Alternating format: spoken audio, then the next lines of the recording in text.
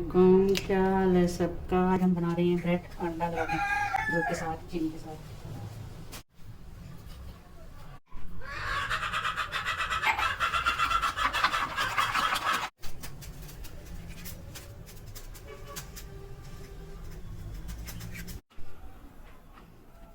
और इसके अंदर डीप करके बनाएंगे।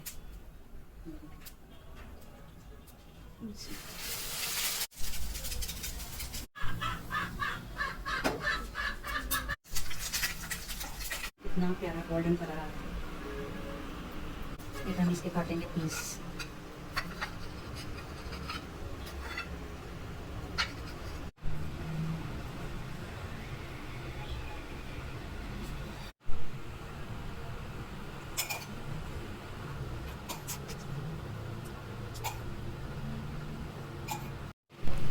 देखें ये हमने कितने प्यार से बनाई है आप लोग।